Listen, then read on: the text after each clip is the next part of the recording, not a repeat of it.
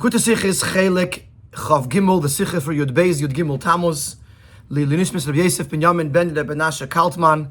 I am not even sure how to introduce this one, but some very fundamental messages here. What is Yud-Beis, Yud-Gimmel Tammuz? What is Hashgacha Pratis, how it works, and how it teaches us how to make it through galus, how to make it through difficult times, and remain faithful to our shlichus. Let us begin. In connection to the arrest and liberation of the Frierdiker Rebbe, which took place, the liberation took place on Yud-Beis and Yud-Gimmel Tammuz, hat Amol the Tzel the Frierdiker Rebbe once related. As in the Mamorim from the Rosh Hashanah Fire Meiser, in the Mamorim of the Rosh Hashanah in the year of the arrest, Rosh Hashanah Tov Reish Pei Zayin, hat sich geredet wegen Shittas HaBaal Shem Tov in dem Inyan von Hashgacha Pratis. The Frierdiker Rebbe spoke in the Maimer about the Baal Shem Tov's approach, the Baal Shem Tov's novel approach to the concept of Hashgacha Pratis, individual divine providence. As Hashgacha Pratis is Eich Avdeimim Tzemeach Chai und auf jeden Prat u Prat. That according to the Baal Shem Tov, the concept of individual divine providence, that the Eibishter is Mashgiach, the Eibishter supervises on every aspect of creation, includes the worlds of vegetation, the animal kingdom, the inanimate world, and on every single detail or element of creation. Despite the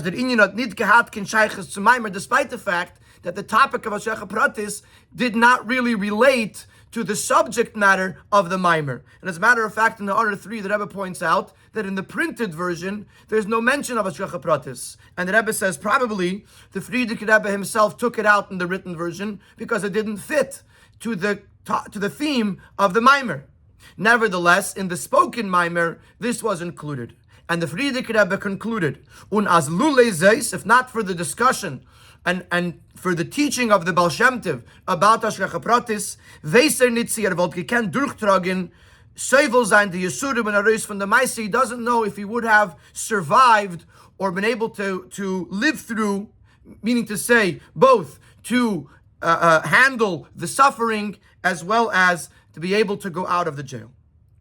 So in other words, the Frierdiker Rebbe is saying that this teaching of the Baal Shem Tov about Hashgacha Pratis helped him make it through the difficult time in jail. Davon verstehen, so we have to ask this following question. Der Uftu von Shittas HaBaal Shem Tov in Hashgacha Pratis is kenal. As eich alle Bruim von Chai, Tzemeach v'Deimim seine Mushgachim b'Hashgacha Pratis von dem Eibishten. The novel approach of the Baal Shem Tov over those who came before him is that the Eibishter's divine providence applies also to Chai, Tzemeach, and Deimim, to the animals, to vegetation, and to the inanimate objects. But the fact that the Eibishter supervises specifically the human individual is the This is something that everybody agrees. Even those opinions that came before the Baal Shem Tov that spoke about the concept of Hashgacha Pratis, everyone agrees that on the human creation there is Hashgacha Pratis. Ubifrat, most certainly B'negei Yisrael Am Krevei, when talking about Yidden, who are his close people. And certainly if you're talking about Yidden that are observant of Teiro mitzvahs, and how much more so when talking about a Rebbe, a leader, a Nasi, which their issues, their aspects are relevant to all of Klal Yisrael, is the Chavad the Pasha B'Tachlis as alle Zere in Yonim Zene Hashgacha Pratis. So it's obvious that everything that goes on in the life of a Rebbe is Hashgacha Pratis. First of all, he's a Medaber. Second of all, he's a Yid and a Shemer Teiro Mitzvahs, and he's a Manig, he's a Nasi, he's a Rebbe. Which a Rebbe, a Nasi Yu HaKoil, the Rebbe is relevant, every aspect of the Rebbe is relevant to Klal Yisrael. So certainly whatever happens to the Rebbe is Hashgacha Pratis. Ein Vervos hat man beim Meister von Rebbe gedarft ankommen Davke, so Shittas HaBaal Shem Tov in Hashgacha Pratis. So the Rebbe is asking, why did the Frierdiker Rebbe need to depend on the Baal Shem Tov's approach in Hashgacha Pratis to help him through, so to speak, the Meiser, the jail, the arrest? If should be clear that whatever was happening to the Rebbe was happening with Hashgacha Pratis, without having to depend on the Shita of the Baal Shem Tov. The Tmi is noch größer. The question is even greater. Was ist bechlal negeya do by Meiser von Rebbe and the Adgasha von Hashgacha Pratis? Why, even if you were to look at Hashgacha Pratis in general, without the approach of the Baal Shem Tov, why do we even need to introduce this whole concept by discussing the arrest of the Rebbe, of the Frierdiker Rebbe? The arrest was related to the keeping, to the observing of Teiro mitzvahs. With spreading Torah, with strengthening Yiddishkeit, and fulfilling the mission of Hashem. So it should be obvious that everything that relates to that, including these events that occurred to the Rebbe, the arrest, so they're clearly connected with the will of Hashem and with the supervision of Hashem. Not so much because of Hashgacha Pratis with regards to individual details of creation. This wasn't an individual detail. This was a fundamental aspect that relates to the whole furtherance of Yiddishkeit.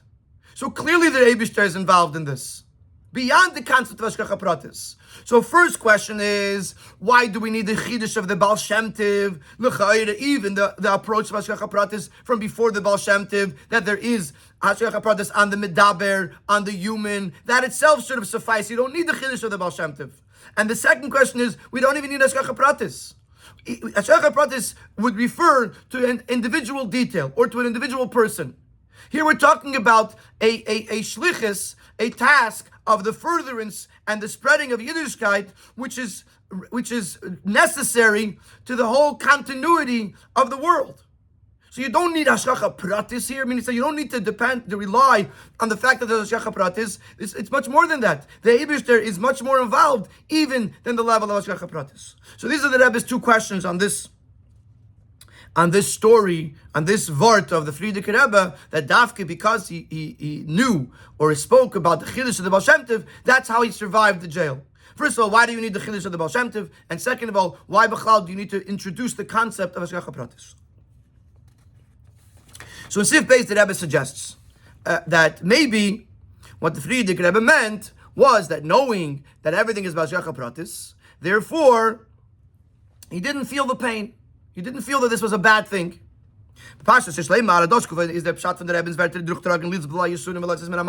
the Frierdiker Rebbe meant when he said to be able to handle the pain and go out of the jail. Yes, in my the Rebbe there feels as the Allah Yisuri HaMaiser and Hashgacha Pratis from the Mishnah. So because he spoke about it in the Maimer, therefore the Frierdiker Rebbe felt that everything that he was suffering from in the jail was Hashgacha Pratis, was coming from Hashem, and therefore he was able to survive it. In other words, it wasn't so much about the idea of Hashgacha Pratis. Was a practical thing, knowing that it came from Hashem, because he spoke about it on Rosh Hashanah, so therefore he knew that whatever he was experiencing now was coming from Hashem, and if it comes from Hashem, it has to be for the good, and therefore he is able to survive it.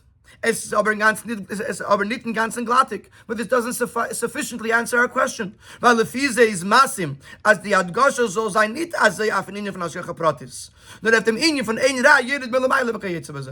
Here, if that's the case, that he was suffering, and he was able to handle the suffering because he knew it was from Hashem, then it's not so much about Hashgacha Pratis. It's about the idea that nothing evil comes from Hashem. In other words, when you talk about Hashgacha Pratis, it doesn't apply to something bad that happened. As we'll see later in the Sikha, if a leaf falls off of a tree, according to the Baal Shem Tov, that's Hashgacha Pratis. It wasn't a bad thing. It was something that happened. Then there's something else. There's a concept of Eira Yidid Milamayla. Then when something bad happens, you say to yourself that nothing bad can come from Hashem, and therefore to not feel hurt or not feel bad about what happened. So if the purpose of the words of the Frierdiker Rebbe was, if the intent of those words was that he was able to survive the pain, knowing that it was from Hashem, then it isn't really about Hashgacha Pratis. It's about the fact that nothing bad comes from Hashem. As the Alter Rebbe explains in detail in Tanya, the Eitz Tzuken and Ibn Yisurim advised to be able to survive hardships, and to accept them willfully and joyfully. Chazal tell us, just like a person should make a bracha on the good things that he receives from Hashem, so too when he makes a bracha on the things that are not good. So the Gemara explains what does it mean to make a bracha, to accept it joyfully. So the Alter Rebbe says in Tanya, when a person goes to Yisurim, he should recognize that it's coming from Hashem, and nothing from Hashem is bad, and therefore, even though it's hurting, he should receive it. He should accept it with simcha. So, if the vart of the Frierdiker Rebbe was that because he knew that it was from Hashem, therefore he didn't feel the pain or he didn't suffer that much, then it's more connected to Ein Ra Yerid B'Lamayla, not so much Tashech HaPratis. Ulahoyer, and the Rebbe in Sif Gimel is going to clarify. Why Taka does the Frierdiker Rebbe not say Eina Yerid Milamayla? Why Taka does he not discuss this concept that nothing bad comes from Hashem? Der Tam far was the Rebbe nicht der Mann Dominion als Mittel zu können durchtragen die Yisuri am Eiser. We must clarify the Taka. Why did the Frierdiker Rebbe not mention this reason of Eina Yerid Milamayla as a method, as a means through which to survive the suffering of jail? Is moving. That's understood. The Rebbe is kolkule given reingetan und übergegeben zu den Eibishter und zu Torah Mitzvahs. The Rebbe was entirely immersed and dedicated to the Eibishter, to Torah Mitzvahs. Be'efen as an eigene Metzias hat ne Tefes Makom given, his own existence did not take any meaningful space. The Meile is moving as eine Yisurim Gashmi, aber nicht gekannt, Geirem sein, Matzif, und nicht kennen sie übertragen. So therefore the physical pain could not have created a situation that he wouldn't be able to survive it. Wie bald wegen sich nicht getracht. Because the Frierdiker Rebbe wasn't thinking about his own personal pain. Nicht getracht, das ist Ra Yerid. So he didn't see it as evil that was coming down, that had to be clarified. Ein Ra Yerid Milamayla. His own suffering didn't matter. His own personal suffering didn't matter, and therefore there was no reason to clarify Ein Ra Yerid Milamayla. In the Haaretz, there's a couple of interesting additions here. First of all, there's a sicha that the Frierdiker Rebbe said on Gimel Tammuz, Taf Reis Pei Zayin, on the way to the city of Kastrama, where he was being exiled after being allowed to leave the jail. And he said, amongst the things that he said, what the Frierdiker Rebbe said was, the Eibishter soll uns geben die richtige Starkheit, nicht nispoil werden von der Yisuri Aguf. Hashem should give us the proper strength that we should not be affected by the physical suffering. Even though the Rebbe clarifies that there he was talking to the Chassidim more than he was talking to himself, and the Rebbe proves that in from the wording of the Frierdiker Rebbe. Here we're talking about the Frierdiker Rebbe himself. But if even to the Chassidim he was saying nit nispolven from Yisuri Aguf, to the Rebbe himself, not only nit nispolven, but he didn't even feel the Yisuri Aguf. And in Arif 15, the Rebbe brings a well-known story of Rabbi Zusha Meyanipoli, that the Maggid had sent someone to him to learn how does one accept pain or suffering with joy. Said this Reb Zusha of Anipoli, I don't understand why the Maggid would send you to me. I have no suffering. I have no hardships to be able to accept joyfully. I never lack anything. So the Reb Zusha of Anipoli, who was a terribly poor and lived in very, very difficult financial straits, said he doesn't know what the Maggid is talking about. He never suffered a day in his life, and he had no reason to. He has no suffering to accept joyfully. So this is what the Alderech said. The Rebbe is saying with the Frierdiker Rebbe. The Frierdiker was so dedicated to the Eibishter and to shlichus of publicizing, of spreading Torah mitzvahs, that he didn't have to come to Ein Ra Yerid Milamayla. He never experienced that. So the Rebbe introduced this concept of Ein Ra Yerid Milamayla, and he clarified by the Frierdiker Rebbe there was no such thing. There was no need to clarify Ein Ra Yerid Milamayla because there was no Ra. Now let's go back to what we were discussing previously. Why does the Frierdiker Rebbe emphasize the suffering of the jail? He said, the Frierdiker Rebbe said, that if not for the vort of the Baal Shem Tov with regards to Tashech HaPratis, he wouldn't have been able to survive the suffering of jail. So if we just explained that the Frierdiker Rebbe is so dedicated to the Eibishter that there's no union of Ra, that he himself doesn't suffer personally, so why does he mention the suffering of the jail? Wie Adrabbe, wie bald as der Meister mit seinen Yisurim, seinen Gewinn,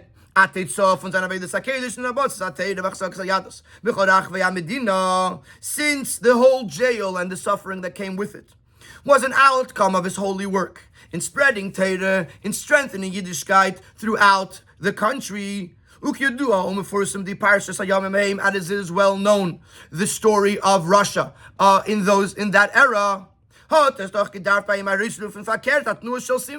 This should have brought forth within him a happy mode. That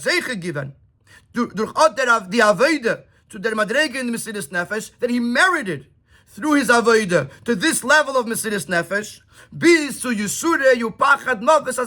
to the point of the fear of death and the deathly suffering for this many days. The question is, the Rebbe is asking, is why is the Frierdiker Rebbe even mentioning suffering? On the contrary, he should be talking about the simcha, the joy that he merited to reach this level of Mesiris Nefesh. In Order 17, the Rebbe points out that the Frierdiker Rebbe related about the Alter Rebbe, that the Alter Rebbe was in joy, was happy that he merited to sit in jail and to be Moshe Nefesh, to give up his life for the teachings, for the Torah of the Baal Shem Tov and the Maggid. So seemingly the same thing should apply to the Frierdiker Rebbe. In Order 18, the Rebbe references a Sicha from Yud-Beis Kislev Tov Reish Pei Zayin, which is about 6 months before the Frierdiker Rebbe, or 7 months, before the Frierdiker Rebbe was arrested. And in that Sicha, the Frierdiker Rebbe said, Yidden chap Mesiris Nefesh. Grab the opportunity for Mesiris Nefesh. A time is going to come that we're going to have religious freedom, and we're going to search, we're going to look for Mesiris Nefesh, and there won't be a possibility for it. Soon we're going to talk about the Maila, the greatness of those who merited to sit in jail because he was a Melamed, he was a teacher, because he supported a cheder, or put together a yeshiva or a mikveh. You're going to be jealous of them, and you're going to feel bad that you didn't have that schus. Eden, chap Mesiris Nefesh. This is what the Frierdiker Rebbe was saying Yud-Beis Kislev a few months before the arrest. So the Rebbe is now saying Mesiris Nefesh is a schus. So why would the Frierdiker Rebbe talk about Yisurei HaMaiser, the suffering, the pain, and not talk about the joy and the schus of having to go to jail? Al derech vi megefin by Rabbi Akiva, similar to what we find by Rabbi Akiva, as when Kiddush Hashem, that when he merited Kiddush Hashem at the end of his life, as he was giving up his life with intense pain, intense torture, he had a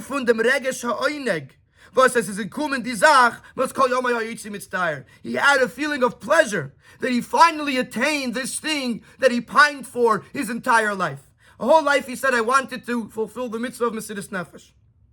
And finally, he accomplished that. So while they were torturing him to death, he felt pleasure, enjoyment from the fact that he finally attained this level of Mesiris Nefesh. So similar to that, why don't we find the Frierdiker Rebbe to have a simcha, a joy from reaching this level of Mesiris Nefesh?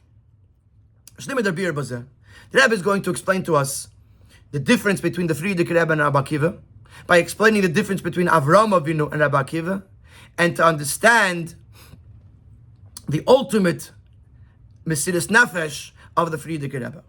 So let's explain this. In the Mamorim of the Frierdiker Rebbe, he explains the difference between the Mesiris Nefesh of Rabbi Akiva and the Mesiris Nefesh of Avraham Avinu. Rabbi Akiva had gesagt, Kol yom hayisi mitzta'er chulu, mosa yavei liyadiva kaimen. Rabbi Akiva would say, my whole life, I was in pain, I was searching, when will I have the chance to be able to fulfill the mitzvah of Mesiris Nefesh. Gesucht und gestrebt zu Mesiris Nefesh mitzad atzma. Rabbi Akiva was searching, was striving for Mesiris Nefesh, for sacrificing his life for its own sake, as an end unto itself. Mitzad der greiser Teierkeit from Mesiris Nefesh, because of the unique preciousness of Mesiris Nefesh. Yes, as durch dem kommt man zu der größten Madrege von Verbundenkeit und Vereinzigung mit dem Ebersten, because through this you can reach the greatest level of connection and oneness with Hashem, and he wanted that bond, he wanted that connection with Hashem, which can only be reached through Mesiris Nefesh, and therefore he wanted to do that. He wanted Mesiris Nefesh because that was an end unto itself. Avram Avinu hat nicht gesucht Mesiris Nefesh als Tachlus Matara für sich. On the other hand, Avram Avinu did not search Mesiris Nefesh as a goal unto itself. Sein Inyan is given from a farsan sein al-kusei ba'elam. His goal was to spread godliness into the world.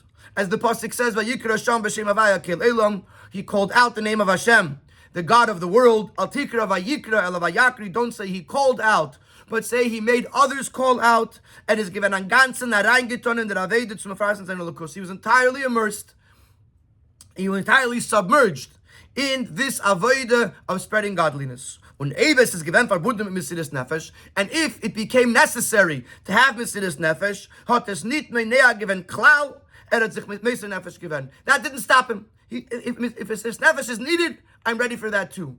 But I'm not looking for it. I'm looking to spread godliness into the world. And therefore there's a very interesting difference between how Rabbi Akiva experiences Mesiris Nefesh and how Avram Avinu experiences Mesiris Nefesh. Rabbi Akiva had einig von der Inuyah Mesiris Nefesh. Rabbi Akiva felt pleasure from the pain of Mesiris Nefesh, because his desire was fulfilled. So Mesiris Nefesh, he had a goal and he attained it, and therefore he felt joy or pleasure from attaining that goal. But Avram Avinu is a big benandish. Avram Avinu was different. When Avram Avinu was locked in jail, the Gemara in Baba Basra says that Avram Avinu was in jail for 10 years before he was judged to death by being thrown into the fiery furnace from which Hashem saved him. But so when he was there, he was pained by it. Because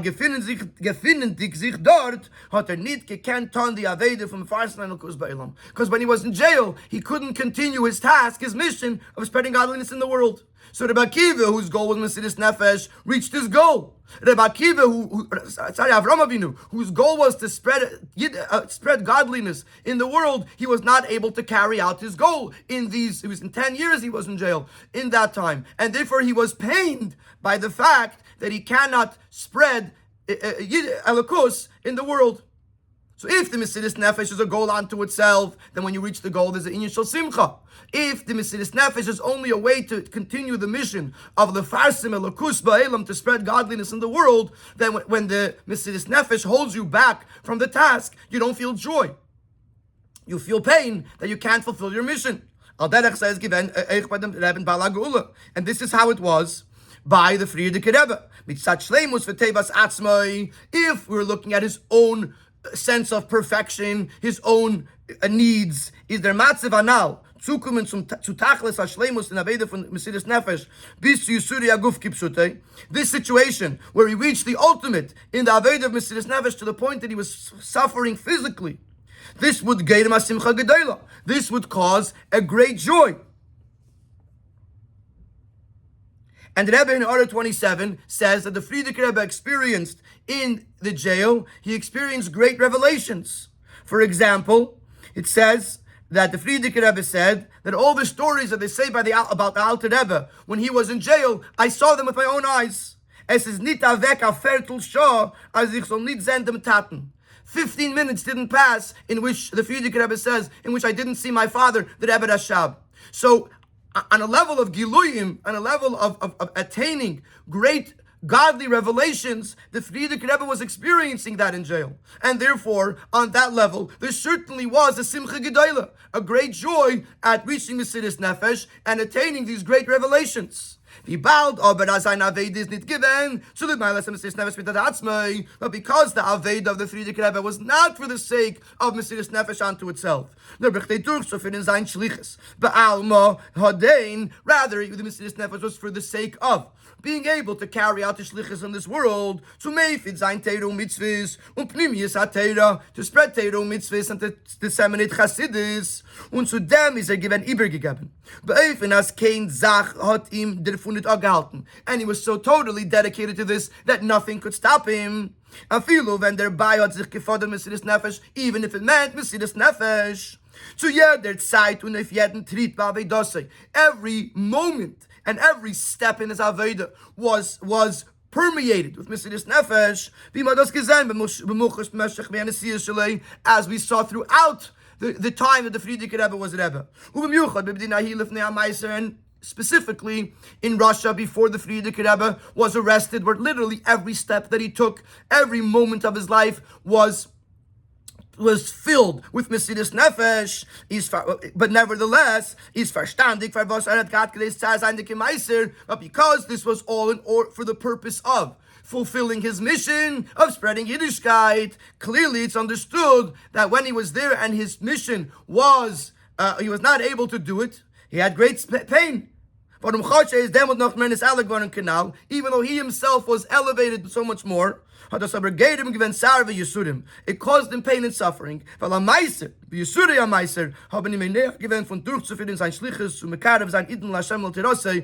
the jail and the pain of the jail, it held him back from carrying out his shlichus, to be mekarev yidden to the Eibishter and to the Eibishter's Teira, and therefore that's where the pain comes from.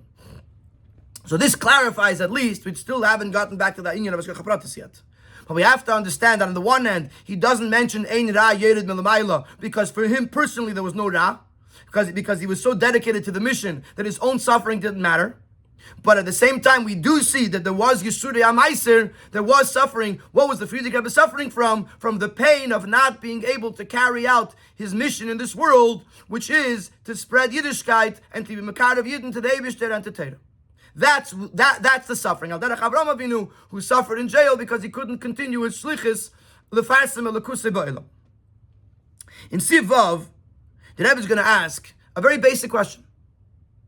The same Eibishter, I'm paraphrasing, but the same Eibishter that wants the Frierdiker Rebbe to spread Elokus in the world, wanted now he should be in the Meiser. In other words, if the whole thing that the Frierdiker Rebbe is doing is to fulfill the Ratzon and the Kavana of the Eibishter, then right now, this is part of the Ratzon of the Eibishter. Why would he feel pain from that? So, and the Rebbe is going to give us, in order to understand this, a whole new understanding in what it means to fulfill a shlichus in this world. Man darf noch aber verstehen. Ich od die Aveda Agdela. Asher avadati barbotzas Teira v'chizak hadas. This great work that I did, Frierdiker Rebbe is saying, with spreading Teira and strengthening Yiddishkeit, hat der Rebbe getan nicht bloß, weil das sein shlichus. He didn't do it because it was his own personal mission. Nor weil das die Kavanah al-Yonah. This is what the Eibishter wants. Is about that the right says that Chashram nicht going to leave sein Schuld, since the jail, the arrest was not his fault. Nur in ganzen hat die Tzof und afotz yades beschlemus betech besiris neves betachlis. It was entirely an outcome of spreading Yiddishkeit in the most complete possible way, with total Mesiris Nefesh. Is the moving bepashtus as is going to Ratzon. It's obviously understood. This is what Hashem wanted, as the Rebbe Zol Demol Zayin in Meiser and Duruk and Ali Surya Meiser, that the Frierdiker Rebbe should be in the jail and should experience all of the suffering of jail. Rachman al-Islam. Vim kein is hadre kushile duchte. Was var an ort hot levi ze zayin betzar derfun. Why would he be in pain of something that the Eibishter clearly wants from him? In other words, this was a package deal. Part of spreading Yiddishkeit in Russia in that time was that you might end up in jail, or in this case, he did end up in jail. And this is what the Eibishter obviously wanted. So why would he be in tsar of something that was brought about because of something that he was doing for the Eibishter? Is there beer bazeh? So now we have to understand this. And now we have to explain this. What does it mean to do the shlichus of the Eibishter? In the Aveda, the neshama to durchführen the shlichus from the Eibishter. In the Aveda, in the work of the neshama, to carry out the shlichus of the Eibishter, there are two approaches. And we'll take an example, a very practical example from a person down on this world engaging in worldly matters. And when a person does a job, it can be done in two ways. One way is he's doing it as a hired person, as an employee. And his taka in ganzen übergegeben zu tun die Sache be'emunah. We're not talking about someone that just shows up late and leaves early and doesn't care. someone who's hired and does his job faithfully. He does things that are beyond the reward that he's getting paid. But nevertheless, he's hired, he's someone else's employee. Das ist nicht sein Sach, nicht sein Geschäft. It's not his thing, it's not his business. It's different when the job is being done by the owner of the business. Das ist Negeya. It affects him. Es ist sein Sach, sein eigenes Geschäft. It's his business. Now, says the Rebbe, der Unterschied zwischen dem Malabais und dem Angestellten bei Emunah. The difference between the owner of the business and the hired person who is doing a job faithfully is nicht beilit in und beschast Arbeit gufe. Doesn't stand out that much during the workday. When they're both doing their job, he's standing here, he's standing here, they're both doing what they're supposed to do. So you don't see as much the difference between the two. Beide tun die Arbeit mit voller Übergegebenheit und Asmat. They both are doing their job with total dedication, total consistency. Der Chiluk wird beiker kennt erst später. The difference between the two becomes obvious later on. Bigmar ha'aveda, at the end of the workday. Other balayla zwischen ein yemem alai, so machrosio at night, between one workday and the next. In dem Zman, when the Arbeit wird nicht getan und der Esek wird nicht geführt, in this time, when the work is not being done, and when the business is closed, schlaft der Angestellte ruhig, the hired person, the employee, sleeps peacefully. Hat getan bei Emunah alles, was gekannt hat. He did faithfully everything that he could do. And therefore he sleeps comfortably. The arbeit of the Esek is nicht gedabei. The fact that the business is not running smoothly. Filter aber als nicht darf und nicht kann helfen dazu. He says, I can't do anything about this. I'm not obligated to, and I have nothing to do. And at a ruhigen Gewissen, he has a calm demeanor.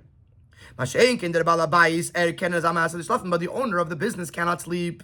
He can't be at peace because man die Sache der Esek ist nicht gedabei so long that the business is not running smoothly. So from 9 to 5, let's say, they're both doing everything they have to do, what they're supposed to be doing, and they both care, and they both do what they have to do. But then it comes 5 o'clock, and the employee goes home.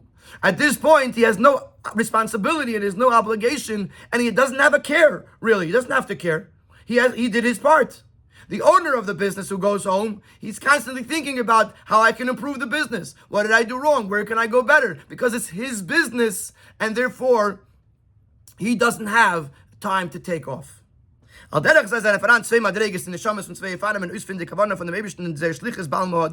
Similarly, we find two levels in the Neshamis and two ways the way they fulfill the Eibishter's intent to do their shlichus in this world. One approach is that he's totally dedicated to carry out the shlichus. He's not doing it for himself. He's doing it for the Eibishter. And he's ready to go to the point of Mesidus Nefesh, including Mesidus Nefesh. But once he did everything that he could, and he doesn't have the ability to do anything else, he's not going to be pain. He's not going to have pain from that. He knows he did everything. Even if it was something that he had to do, and it came in a situation that he couldn't do it, Chazal tell us that if it's an oinus, if it's something that he couldn't control, then he's pater. So most certainly, if he did everything that he could do for the Eibishter, so the fact that there's more to do, that doesn't cause him pain, because he did everything he was supposed to do. Especially if he knows that everything is coming from above. This too is established and measured by the Eibishter himself. Not just how far his ability goes to do this Aveda, also the extent to how much this issue is going to be taken care of is also coming from the Eibishter. This person did everything he could. So that's number one. Number two, the Eibishter gave him the kaiches that he has, not more than that. The Eibishter is in charge of how far this thing can go. So the fact that it didn't go further is from the Eibishter, it's not even from him. So therefore, he has no reason to be in pain or to feel stressed that he didn't finish the job. He's not meant to finish the job. He's meant to do the best he can. B'shas aber a Yid is if I say viel verbunden miyuchat mit dem Eibishten. But a Yid who is so deeply connected and one with Hashem, as they rotzen v'kavanas habeirav et zayin rotzen v'kavana, that they those things that the Eibishter wants becomes his own wants. In Order 31, he refers to the Zohar that says Man pnei ha'avaya Rashbi, when it says the face of Hashem, the countenance of the Master Hashem. Who is he talking about? Rashbi, even though Rashbi was a human being, but in this specific case, we're referring to Rashbi was so bottled to the Eibishter that he was called Pnei Ha'adin Hashem. When a Yid becomes one with the Eibishter, that it's not I am doing what Hashem wants. What Hashem wants becomes my want. In that case, it doesn't suffice the fact that he is carrying out the Eibishter Shlichus. Nor by him as the Aved is an Egin. He feels that this Aved is mine. It's my thing to do. And I'm not just doing it for the Eibishter. More than that. He feels my entire being is to get this thing done. And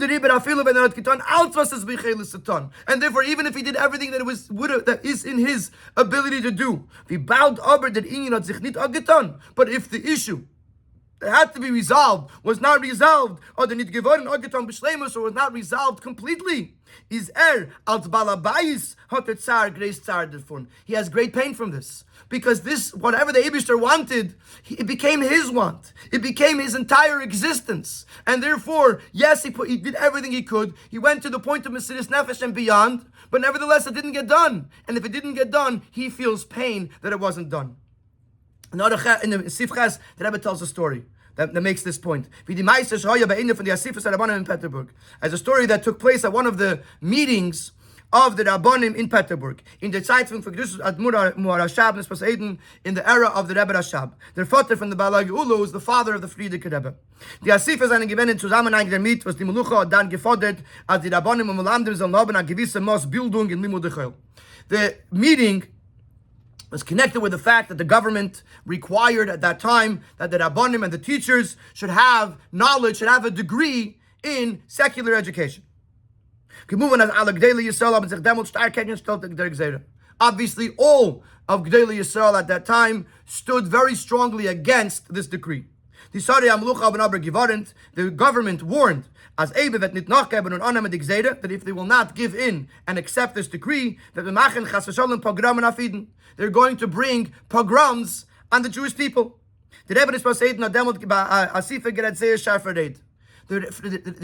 Rashab at one of these meetings spoke extremely sharp, very sharply. And when he finished speaking, he fainted.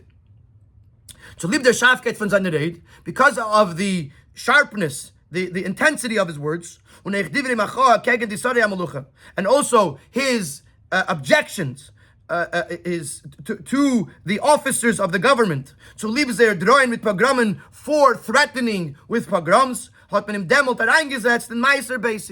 he was placed under house arrest. When he was let go from the house arrest, so one of the other Rabbanim came in to see the Rebbe Rashab. And he saw the Rebbe Rashab was sitting and crying. So this Rav said to the Rebbe Rashab,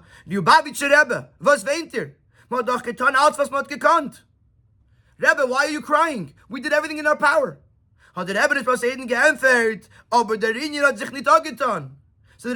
answered, but we didn't accomplish what we had to accomplish. I'm crying because despite the fact we did everything we want, we didn't succeed yet. So, and this is a proof to the concept that a person, such as the Rebbe, that becomes a balabayis over the Eibishter's ratzon v'kavona, that what Eibishter wants becomes his entire existence, then the fact that he did everything in his power doesn't take the pain away from the fact that he didn't accomplish what had to be accomplished. Derech zeh is given the Aveda from Bala Geula. This is the Aveda of the Frierdiker Rebbe. And this answers the question which we asked, why was the Frierdiker Rebbe Bitzar if the Meiser was part of and connected with his Aveda and it came from Hashem? But this is the answer. It's because he was entirely permeated with the Eibishter's desire and will to spread Teru mitzvahs, and to turn this world into a dwelling place for Hashem. But when this Avodah came to a stop, durch sein Sitzen in Meiser, because he was sitting in jail, und der Hemshech Avodah is gestanden bis Sakana Rachman Litzlan. Wasn't just that it was a short time that he would have to wait and then would continue. At that point in time, the whole continuity of the Frierdiker Rebbe's work was in danger. As we know that they didn't want to set the Frierdiker Rebbe free. So it could have been the Chas v'Shalom, if they had gotten their way, that the continuity of the Frierdiker Rebbe's Avodah was in jeopardy. This caused him great pain. The pain of the Frierdiker Rebbe wasn't that he was in jail. The pain of the Frierdiker Rebbe was that this Avodah of spreading Yiddishkeit, which now as a Rebbe, as a Balabayas, had become his entire existence, when he couldn't continue this Avodah, this caused him pain. Nochmer, there's another aspect to this. Ubahaktim. And let's introduce first. Yodua b'firis HaKosov Ish Moshe Anu Meid Mikol Adam Asher Pnei Adam. It is known in the interpretation of this pasuk that Moshe was the most humble person that lived on this earth. This does not mean that Moshe did not know his qualities, because of which he was able to receive the Torah and take it out of Mitzrayim. His anava came from the fact that he knew how lofty, how incredible his strengths were. It's just that he thought to himself that if somebody else had these strengths, they could have accomplished even more. He was humble by himself, saying, Eibishter, you gave me such keiches, you could have given them to someone else and they would have done more. But the takeaway from this paragraph is that Moshe Rabbeinu knows his strengths, knows who he is, and knows what he could do. Similarly, the Frierdiker Rebbe was able to estimate, was able to judge, to know his own strengths. It's necessary. In order for a person to utilize their strength, they have to know what they are.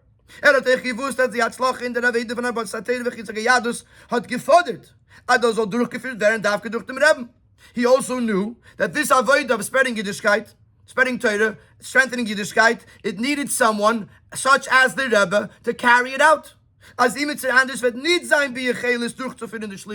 Another person would not have been able to do this. So this is another element in the pain that's being caused to the Frierdiker Rebbe. Not only was he not able to do the job, but he knew that no one else can do the job the way he can do the job. And therefore, he's stuck in jail, not being able to do what his life's mission is, which became his entire existence, and therefore he's in pain because his shlichus, his whole mitzias, is in a state of pause. Similar to what we find in Moshe Rabbeinu, as nachdem the Eibishter hat gezegt, wenn lesaviu es hakol hazeh el haaretz asher nasati lehem, that after Hashem decreed that you, Moshe and Aaron, will not bring these people into the land that I have promised to them, Moshe was in pain, and he increased his davening, begging by the Eibishter, that he should be able to be the one to bring it into Eretz Yisrael. They call him being so stubborn. Was is moving as like Havana the Bais did cancel his eigen tiyalus. It's obvious that Moshe Rabbeinu wanting to go into Eretz Yisrael wasn't for his own benefit to realize his own career. Nor sein Nisava reinzukommen in Eretz Yisrael, his desire to enter into Eretz Yisrael is given wie bei an Eved Ne'eman zum normale seinem Maschel seinem Ordens eibischen Schliches. It was as a faithful servant that he wanted to fulfill and complete his masters, namely the Eibishter Shlichus, was his given l'tivasham shal Yisrael, which was and would have been for the benefit of Yidden. Moshe wird not gewusst. As das was lachas man mit seiner Chuben dabei ist und Jeden wollen wieder davon gehen in Golus, the fact that subsequently there would be a destruction of the Beis HaMikdash and Jeden will go back in Golus for sein verbunden der Mitvus Yeshua with the Rambam in Eretz Yisrael is connected with the fact that Yeshua brought the Jeden into Eretz Yisrael and not Moshe. Und der Vater der Zevel mispavelig when of sein Knisel Loretz and the information daven so hard so he should go into Eretz Yisrael. Well, when Moshe wollte given der Machlitz for Jeden in Eretz Yisrael, because had Moshe been the one to bring the Jeden into Eretz Yisrael, wollten sie gehat akiyum nitzchi baris, they would have been there eternally. Der Beis HaMikdash wollte Chorev geworden. There wouldn't have been a destruction of the Beis HaMikdash. Und es wollte then Keshivat Malchias, and we would never become subjugated to the other nations of the world. Moshe knows this. So Moshe, why is Moshe in so much pain? Because he knows there's something that only he can do for the Eibishter, for the Yidden. Even though the Eibishter is the one who's telling him not to, that he can't do it, but it doesn't change the fact that at this point Moshe has become one with Hashem to the point that this mission that the Eibishter had originally given him to bring the Yidden into Eretz Yisrael and bring them there in a way that would be forever. This is what Moshe wants to do. It becomes his entire existence. And when there seems to be a stop to that, Moshe Rabbeinu begs the Eibishter to allow him to do so that way he could finish the mission, the task that the Eibishter gave him. Similarly, the Frierdiker Rebbe, knowing that he is the one that is needed to be able to carry out this shlichus of spreading Yiddishkeit in Russia at that time, when he is stuck in jail and he can't continue his shlichus, he's in pain. And this is what he's referring to when he says that I was able to survive the pain of jail. He's referring to the fact that he was not able to carry out the shlichus of spreading Yiddishkeit in the world at that time. Sif Yud.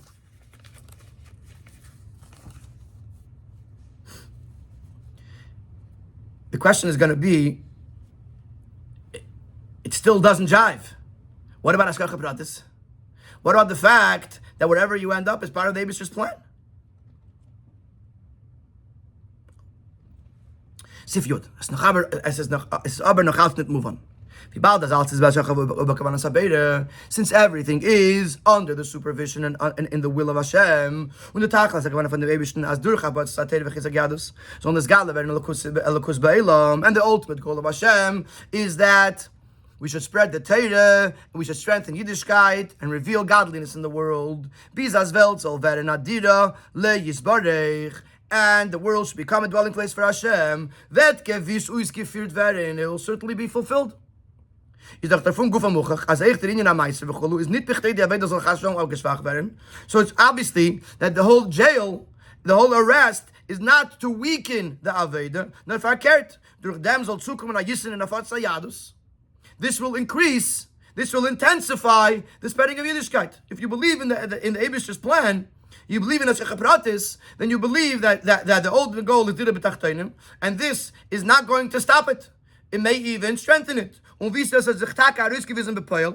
it actually happened in actuality, as noch der Gule von der Rebbe is noch mehr verstärkt worden der Arbeit von Chizak HaYadus, that after the Frierdiker Rebbe came out of jail, his work intensified. Because of their fear to the Yitzhak from the Rebbe in Medina, it led to the Frierdiker Rebbe's leaving the country of Russia. Because of their Meglech as an Arbeit in der Sater v'Chizak HaYadus is geworden viel mehr verstärkt und verbreitet bis zu der Afotze b'chol Katzvei Tevel. It led to the Frierdiker Rebbe coming out of Russia, which gave him much more reach.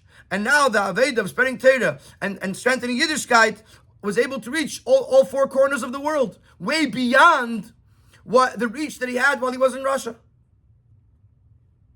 Valderech, near in brackets, a very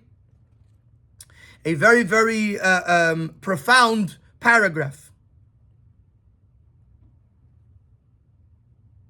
Valderech, wie das ist given bei der Knesset Eretz Yisrael, als Gott die Knesset lepel gar nicht durch Moshe nor durch Yeshua, und der Pfarrer hat gekannt sein und gewend der Chubim Begalus, as we find in the regards to Moshe wanting to go into Eretz Yisrael, that although in actuality it was Yeshua that brought the Yidden into Eretz Yisrael, und der Pfarrer hat gekannt sein und gewend der Churban v'Galus, which is what made it possible that there should be a Churban Beis HaMikdash, that there should be a Galus. Das aber sof gewend l'tivasim shel Yisrael.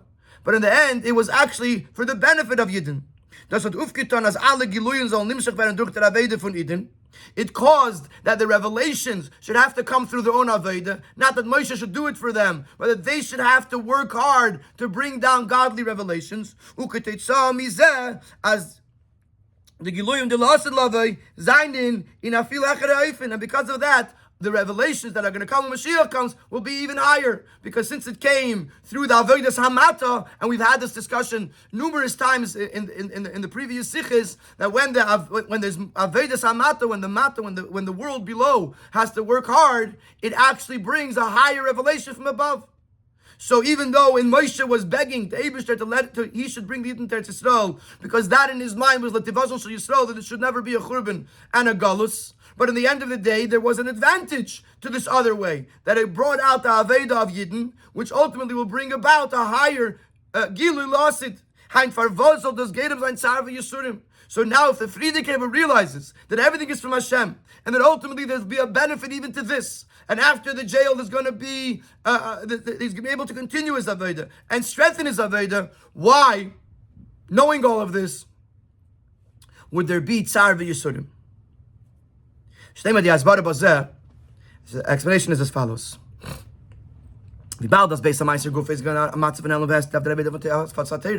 Since during the time of the arrest, there was a situation of a concealment on the Aveda of spreading Torah, which could not be carried out. Not only it didn't intensify, it couldn't even live up to the measure of before the jail. That alone is something that causes pain. Not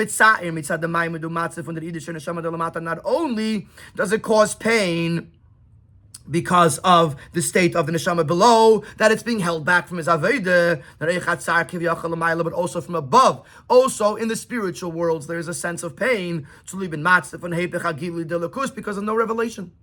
Even though we know that it's from the Eibishter, and even though we know that it's for a greater good, in this moment where there's a lack of revelation, this causes pain to the neshama, pain to the Eibishter, but that there's no revelation. An example that I thought that I'm going to give, even though it's not a very good example, is the pain of giving birth.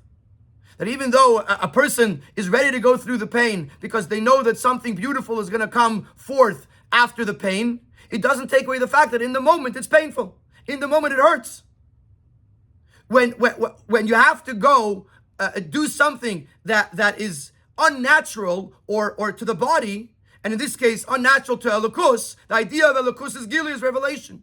When you say we have to stop the Gilui, even if it's for a greater Gilui, it's a Yerid, it's Seirach Aliyah. So even though it's for the Aliyah, but in the moment of Yerid, the Yerid is painful. So being in jail, knowing everything that the Friedrich Rebbe knows, that there's going to be a greater Aliyah, and there's going to be a greater Afat Satera, and the mission will continue, and there'll be Dir B'Tachtenim. But in this moment, there's a blockage. There can't be a Gili Olakus. There can't be Afat Satera. And that is painful. Now, as we know with regards to the concept of Tzimtzum, the contraction of godly light, that makes it possible for there to ultimately be a greater revelation. Was the Rebbe is divided in Yud-Beis Tammuz Dik and Maimer, as the Friedrich Rebbe explains, as a gamas the kavana from Tzimtzum is b'shvil hagilu shel acharav, even though the purpose of the contraction is for a later revelation. The entire purpose of this contraction, it's not like we're doing something for another reason and there's a fringe benefit. The whole reason for this tzimtzum is only for the light that's going to come after it. The very actual contraction is against the will of Hashem. The will of Hashem, if you can use the word naturally, is revelation. The second you stop the revelation, you're going against the Ratzon Hashem. Now, obviously, the Hashem wants this for what's going to happen later. But in this moment, something is happening that's ungodly, so to speak, in order for the greater revelation that comes after. But in this moment, it's ungodly. And therefore, the Friedrich Rebbe feels pain. The Friedrich Rebbe feels pain because he can't be Meifetz Torah, because the Gili or Lakus is not happening in this moment. Now that we know why, now that we know that the Friedrich Rebbe has pain, and we understand, and it's been explained sort of in level after level. First we spoke about the fact that he couldn't continue Let's look back a second. Let's do a little summary here. The first thing we said was that like Avraham Avinu, that he couldn't be mefarsim elokus ba'olam. So then we said, one second, this wasn't his fault.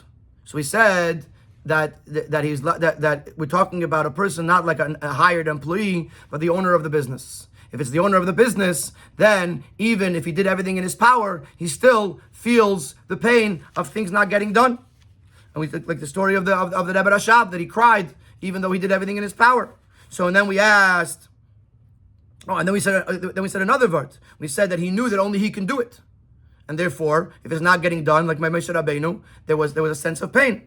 And then we asked the question, one second, ultimately it's from the Eibishter, and it's going to lead to greater things. We said, in this very moment, the fact that there's no revelation, that causes pain. So now comes the question, how does the Frierdiker Rebbe survive this? If there's taka such a tsar v'yisurim, how can er durchtragen the meiser? And for that, we have to go to the Baal Shem Tov. And now we're going to go into the concept of Hashgacha Pratis. Very, very fascinating. I know that it's. I'm going to try to explain it to the best of my ability. Might take an extra couple of minutes, but it's very, very geschmack. Al pi kol anal, wenn wir verstehen die Sheiches von Shittas Baal Shem Tov in Hashgacha Pratis, als das ist eich auf dem Tzmeach v'chai und auf jeder Prat von jedem Min und auf Prati in Yanov. So the meaning from Durchtrag and Lisbel, the Yisurim Alatzis Menamaiser. And according to this, we can now understand what's the connection between the Shita of the Baal Shem Tov, that Hashgacha Pratis applies even to Deimim Tzmeach and Chai, and every aspect, every detail of creation, to the idea that the Frierdiker Rebbe was able to survive the pain and the suffering of the arrest. The Yesh Leimar, as the Kavana Bazeh, is nit in dem etzem inyan of the Hashgacha Pratis is Deimim Tzmeach Chai. We're not going to focus so much on the chiddush of the Baal Shem Tov that Hashgacha Pratis is applicable to Doimim Tzmeach Chai, to an animal, or to something that grows, or to something that is inanimate. No, the chiddush was kumt areis b'shiddush Baal Shem Tov, as es is faran Hashgacha Pratis of Doimim Tzmeach Chai b'negeya der Hashgacha Pratis ala Adam. The chiddush of the Baal Shem Tov, that there is Hashgacha Pratis on the Doimim Tzmeach Chai, actually affects how we understand Hashgacha Pratis on the human being. Very important. We're not just looking at the other opinions say Hashgacha is only on the Medaber. And Baal Shem Tov says Deimim Tzmeach Chai also. That's not what we're going to focus on. Because of this chiddush of the Baal Shem Tov, we're going to see that also the Hashgacha Pratis on the Adam is different if you take the approach of the Baal Shem Tov or you take the approach of the opinions that came prior to the Baal Shem Tov. Oh. The Rebbe is Mevar, and here the Rebbe explains. The Rebbe is Mevar in a Yud-Beis Tammuz dik in Maimer, as the inyan for Hashgacha Pratis was the Baal Shem Tov is Mevar. The Frierdiker Rebbe explains that this concept of Hashgacha Pratis meint nicht nur as jeder Tnua Pratis von jedem Nivra is Hashgacha Pratis von Beirei Yisbarach, means that not only that every movement in the world of any creation is by individual divine providence, meaning to say that when a leaf falls off of a tree and it lands on a worm, or even if it doesn't land on a worm, that leaf coming off the tree was ordained by Hashem specifically. That's not the extent of it. Nor nochmer, as the Tnua Pratis von der Nivra Prati, yesh leyachas kloli leklolis kavanas abriya. The movement of that specific creation is connected to the general and overall purpose of creation. Gam tnua achas shel desha prati. The movement of one blade of grass. Mashli makavano el yena binyan abriya. It completes the Eibishter's intent in creating the entire world. In other words, when the leaf falls off a tree, when the blade of grass moves, you could say it was necessary for whatever it was necessary for in its own little world, and the Eibishter ordained it. Says the Frierdiker Rebbe, it's much more than that. That movement of that leaf is necessary, is part of the entire creation of the world. In English, there's a concept, the butterfly effect, that when the butterfly's wings flutter here, or don't flutter here, it affects the whole physical world of creation. This is much, much deeper than that. The movement of a blade of grass is negia to the whole kavanas abriya. There's a sikha where the Rebbe gives an example of an Eishes Chayil. That the Eishes Chayil that is taking care of her home, every single object has its rightful place where it belongs in the home. So this object belongs here. But it's not just that. Every object being in the right place is necessary for the overall function of the entire home. The Ishes Chayil has to run the whole house, and she needs everything in the right place at the right time in order to run the whole house. So it's not just that this item belongs here. It's that this item being here affects the entire home. Kol shekei v'kal v'chemer, says the Rebbe, when it comes to the Eibishter and Kavanas Abriya, that the leaf moving in one tree is part of the multitudes of pieces that make up together, that make up this world. And by the Eibishter, it's all one thing, and therefore every single detail affects the entire creation. And according to this will affect how we understand hashgacha, the Eibis hashgacha on the person. Let's go now to the opinion. As hashgacha pratis is blaze af min ha'medaber, that hashgacha pratis affects the human being. And on the daimons, the worlds of daimim, tzemech and chai, inanimate, vegetation and animal, there's only hashgacha klalis, an overall supervision. Hashgacha minis v'lo ishis, a supervision of the species, not of the individual. For example, the Eibishter prepares food or gives the animals the wisdom or to find food, or the willingness or the need to mate, so that way this species should continue into the next generation. Or the knowledge to the animals to be able to build a home for themselves, like the bees with the honeycomb, the birds to create a nest. So the Eibishter does create all of this. But which bird will use it to make a nest and which bird won't, or which animal will find food in which way, that already, according to this opinion, is not, there's no hashgacha pratis on that. The Eibishter created the ability for the species to survive. But what happens to each individual member of that species is not part of hashgacha pratis. This is what this opinion holds. However, explains the Rebbe, it does dafke ba'azel cheinyanim, v'zayne nor negia dimini adam etzmei chayatzmam. So that is true with those things that affect themselves. So, for example, a leaf that falls off a tree that has no relation to any human story is, according to this opinion, there's no hashgacha pratis on that leaf, because the leaf is a leaf for itself. It's on the tree. It's off the tree. Aber in fall ben fun adaver prati von dem tzmei achai. But if there is something in the Daimim Tzmei Achai that is necessary for the purpose and the things that the Eibishter is overseeing on the person's purpose, even the opinions prior to the Baal Shem Tov, such as the opinion of the Rambam, will agree that, let's say, for example, a fruit on the tree, that the person needs the fruit to be able to eat it. So there's hashgacha on that fruit. There's hashgacha pratis on that specific fruit because it's serving the human being. Nor ledatam, that's just. In that case, how do they differ from the Baal Shem Tov? According to them, Aleph, I wrote Aleph. Sorry, Lo yigzer Hashem yisbarech al elu adagim sheyamusu ayichyu aval gozer ala od mazeh in yarnei uparnasasei. The Eibishter's supervision is that, let's say a person is going fishing, the fish should go into his net, so that way he should have what to eat or what to live from. But which fish should go in and which fish should live and which fish should die, that's not part of hashgacha pratis according to that opinion. And then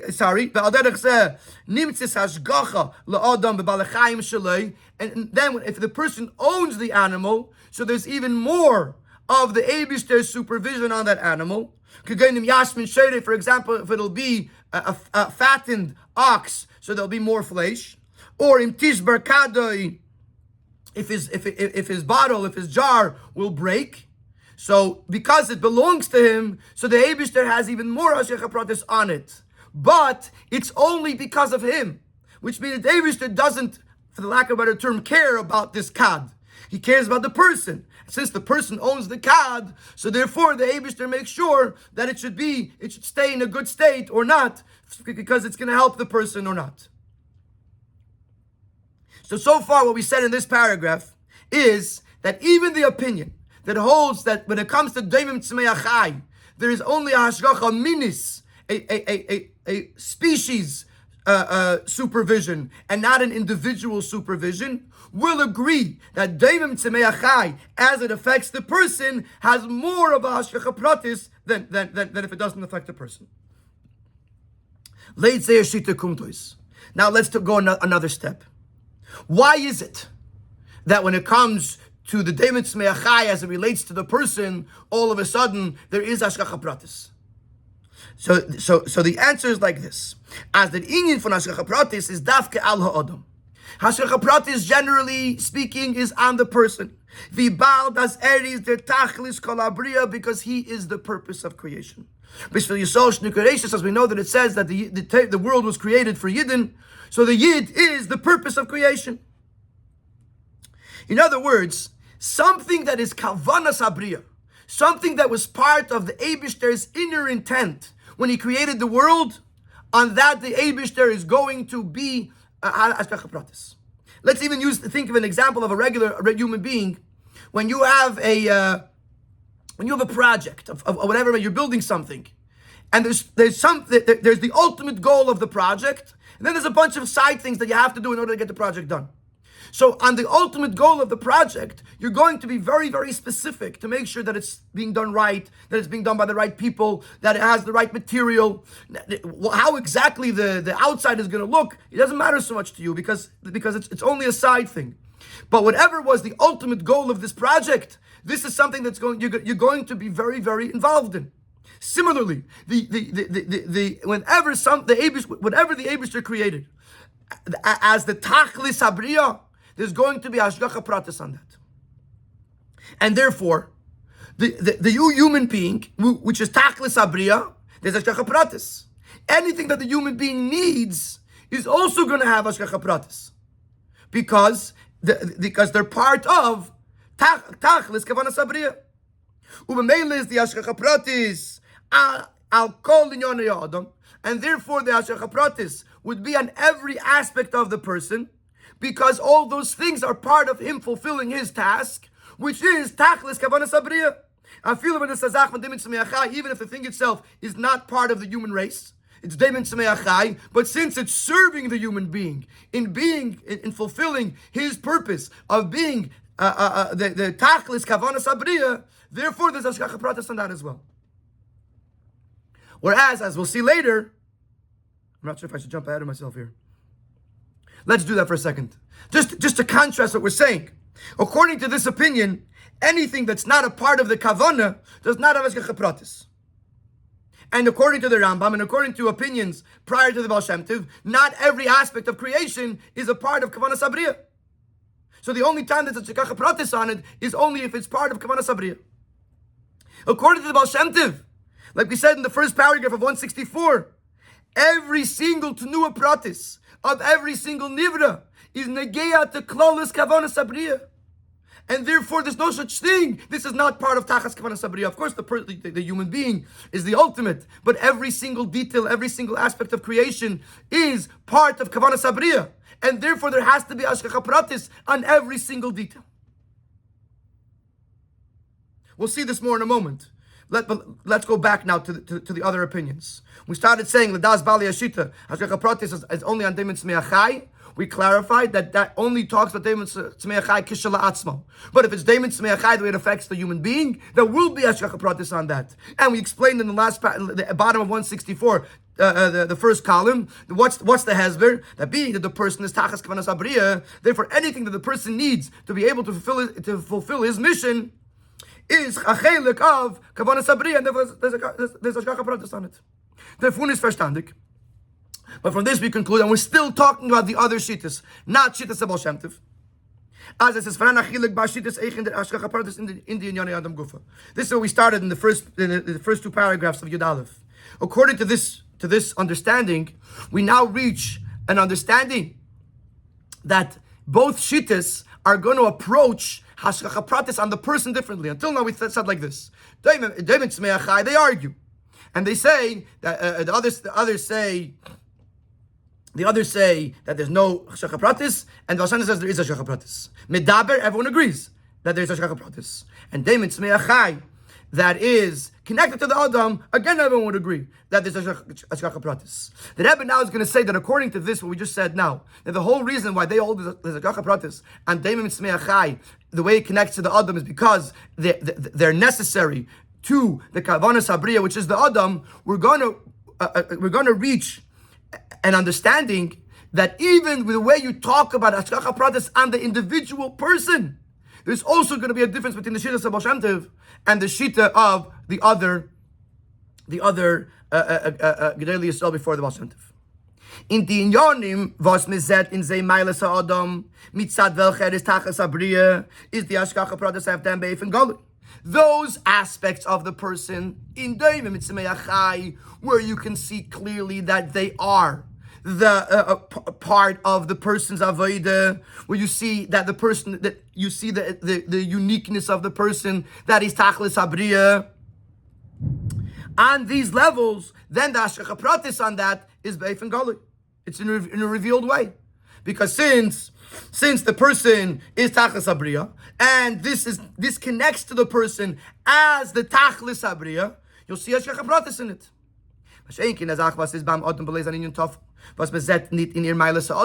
But then those things that are part of the person, whether it's whatever it might be, something that's connected to the person, but not in the person as he is in his state of greatness, serving as kavanas habriya, is the hashgacha pratis. Nitten de zach mitzad atzma nor blaze avifol di tofel zach es negeat zum adam.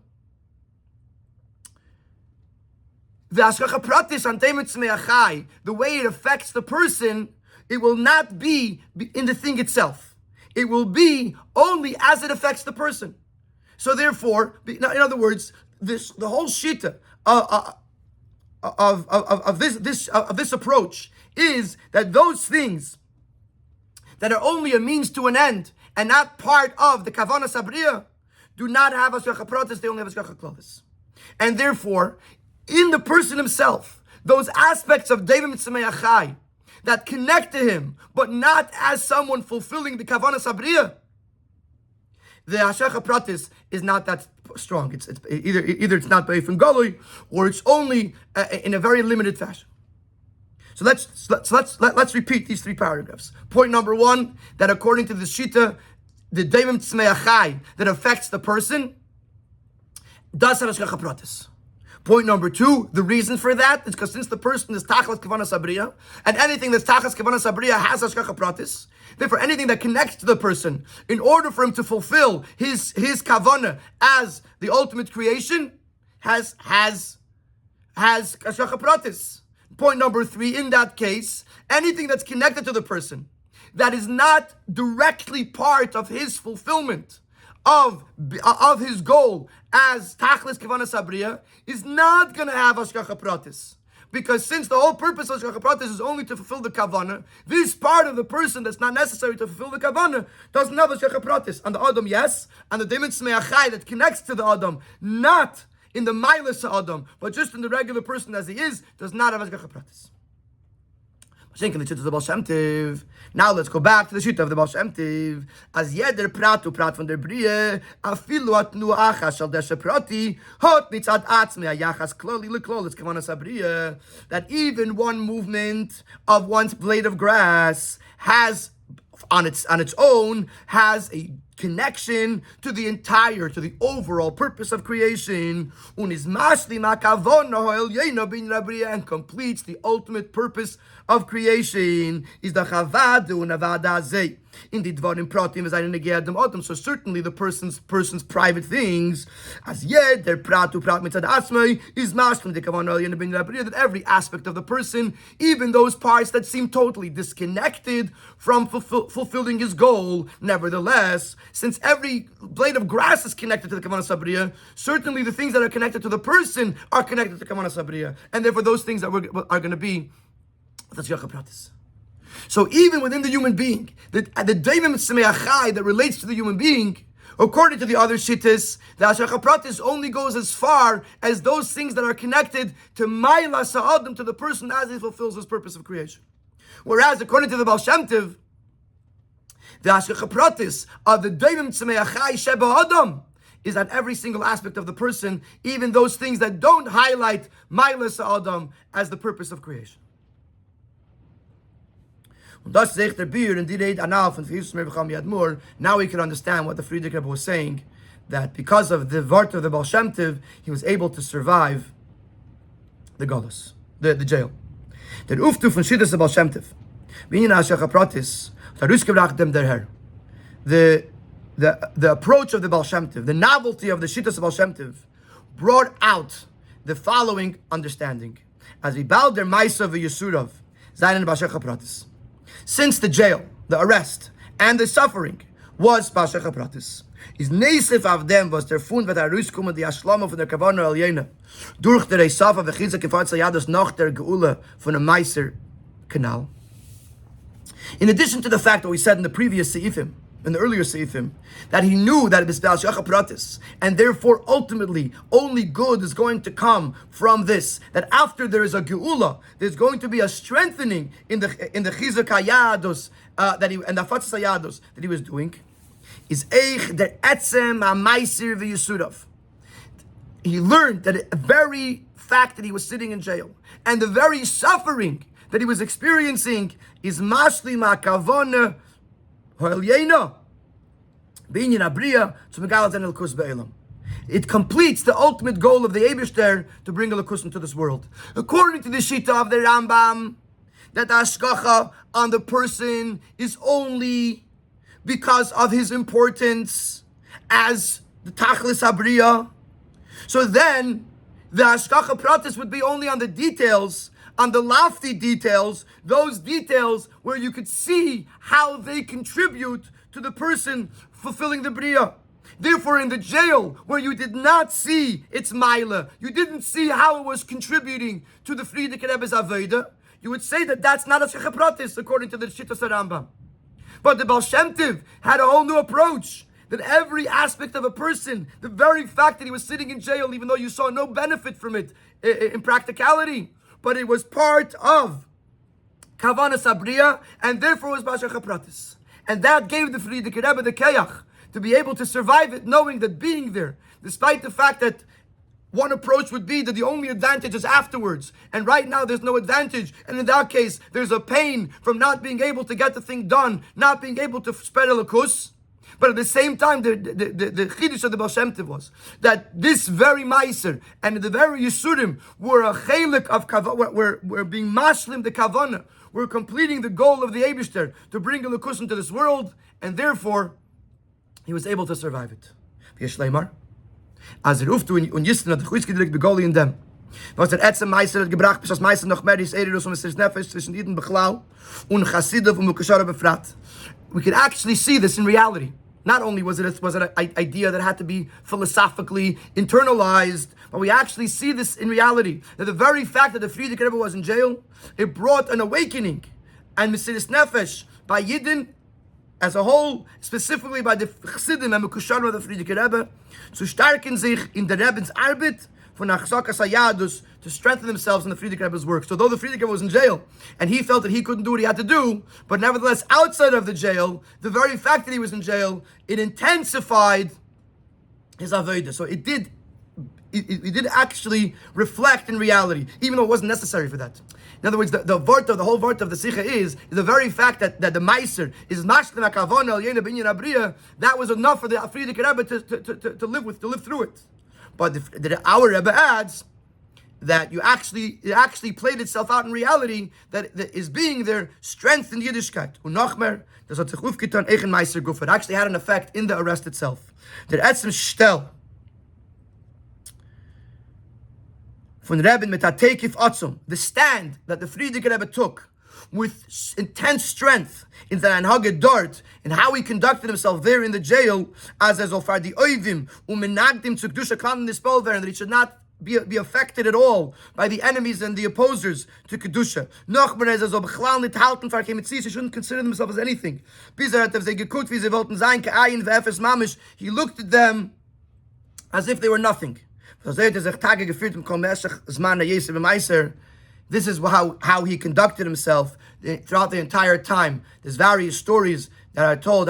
He spoke only in Yiddish, and certain things that the Frierdiker Rebbe did in Meiser, in the jail, to show that he wasn't dispelled, that he wasn't affected by them, and he stood strong. If I'm not mistaken, in the Farbrengen of Yud-Gimmel Tammuz, which is the origin of this Sikha, the Rebbe told the story that they came to take a picture of the Frierdiker Rebbe, as was the protocol in jail, that they have to have a mugshot of the person, and they didn't do it in the beginning, and by the time they came, it was Shabbos, and they came in, and the Frierdiker Rebbe was wearing a talis. It was 2-3 in the afternoon, and he was covered in a talis, and they saw the talis, and they got scared, and they went away. They came back a second time, and the Frierdiker Rebbe noticed them, and he made a motion with his hand that they should leave, so they left. Then they came back a third time, and he said to them that on Shabbos he can't take a picture, so they left. And the Rebbe says that this is a davar pele. It's an incredible thing that has no logical explanation. He was the inmate, and they were so powerful.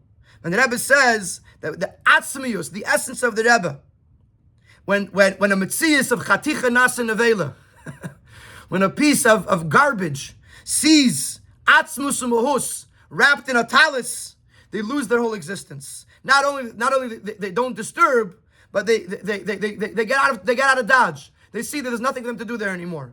So the fact that the Frierdiker Rebbe, the Meiser, was mashlim hakavono eliyena binyan abriya, this had an effect, on the Yidden Chassidim outside of jail, that they strengthened their Avodah, and on the Frierdiker Rebbe in jail, that he was able to stand up to them, and that they became Uis Metzias in comparison to him. Das hat Megala given in Meiser Gufa as Eined Milvader. This revealed in the Meiser itself, which was the darkest part of the world, that there's nothing besides Hashem. And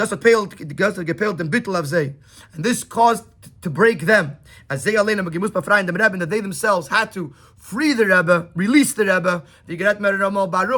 As been spoken many times, that it had to come from them. It didn't come from something that was forced, they didn't smuggle them out, but the Yavsektia themselves had to acknowledge and had to release the Frierdiker Rebbe. So the Chayam Mel and his kind of Anasim Azil, these days are remembered and reenacted, and everything, the whole body goes after the head.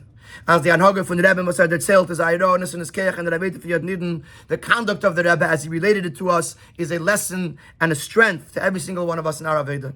The Cholereis darf man wissen, als kein Schum sagt und stellen und abhalten von durchführende Schliches von Rebben in Abot Satel v'chisagiyadas. Number one, we have to know that nothing could stop, could distract, could hold us back from fulfilling the Schliches of the Rebbe. Ubefrat das is meglich, as to leave them was the Arbeit führt sich nicht durch bis dieses Adrusha, especially if it's a possibility that if we don't do the work with the necessary alacrity, we are holding back, even for an instant, the coming of Mashiach, and Shechina, the Eibishter, is in Galus. So on the one hand, we can't stop for a second. Und the Yidach darf wissen, on the other hand, we have to know, as in welchen Maim mit dem Matzavid soll sich nicht gefinden in whatever situation we find ourselves in. Afilu wenn zet nit kein Shumeglich has v'sholem as will keden ton of also yadus mayonis. Even if he doesn't see any possibility for him to do anything to spread Teda and Yiddishkeit, and to spread the wellsprings, like the Frierdiker Rebbe being in jail. You can't despair. We have number that even that is by individual divine providence. When you put in the effort, you will see the results. Even in the state like the Frierdiker Rebbe in jail, even in a state where we see that there's nothing we can do in this case, we will find a way to accomplish the revelation of godliness in the most revealed way. As the Aveda shall eich sein b'matzah von his galus, and through this we will accomplish that the Aveda should also bring revelation, which will hasten the coming of Mashiach, where the whole world will see that the Eibishter is the one who's speaking. May it be b'mheir of Yameinu.